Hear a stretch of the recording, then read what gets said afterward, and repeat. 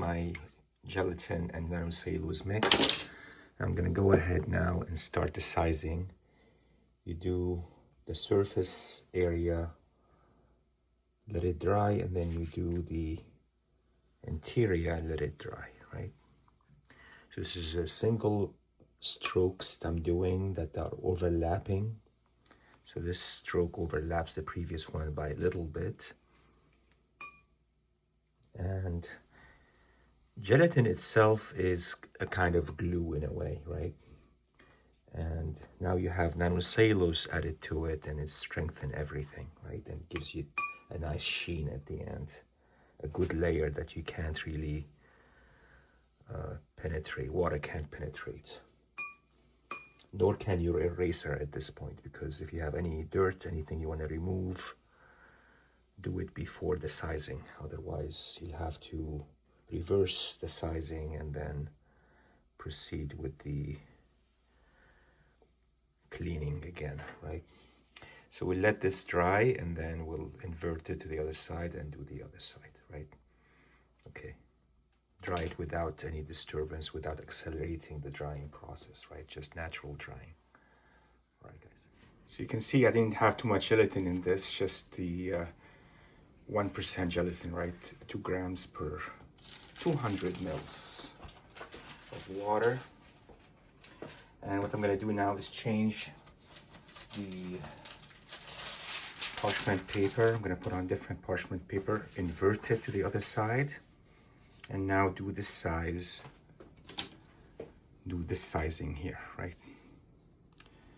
So this needs to be shaken. I just put it in the microwave again, and I rinsed the brush also under tap water. I'm gonna do the same thing, go from left to right in single strokes and overlap them like this.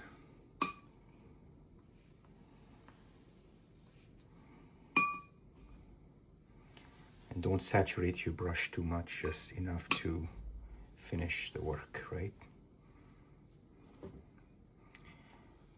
And the thing with nanocellulose, of course, needs to be in low amount. If it's in high amount, as I'm using it here, it might leave a film on top of the, let's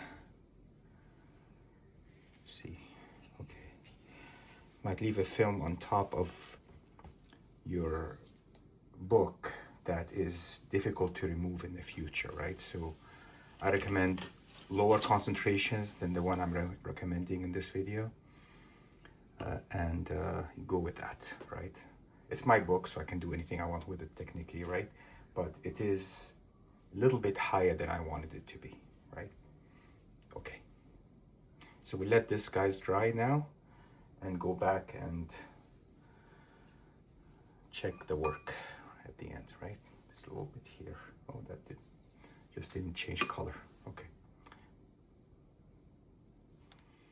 All right, guys, so after drying this, I put it in the press, pressed it flat. Looks really good, guys. I have to say the texture of the book seems much better, right? I bet you the tensile strength of it is very, very good, right? And the tears are all holding, right? There's no problem with the tears. Anywhere I see, right?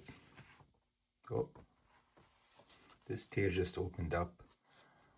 So this will need some methyl cellulose and nanocellulose again. I think sometimes what happens is when you perhaps brush it with the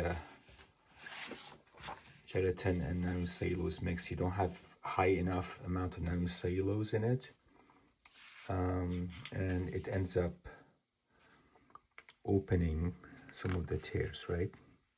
Because water reverses everything. So this is what happens here in this case. Although probably higher amount of nanocellulose and gelatin would probably keep everything okay.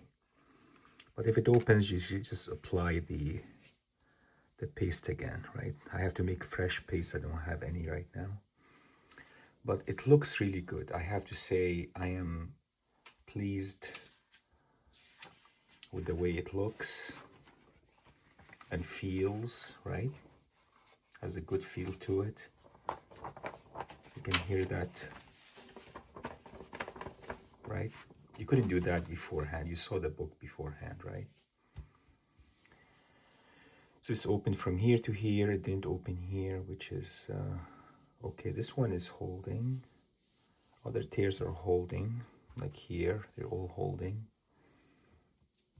So yeah, I would call this a success, right? Not bad at all.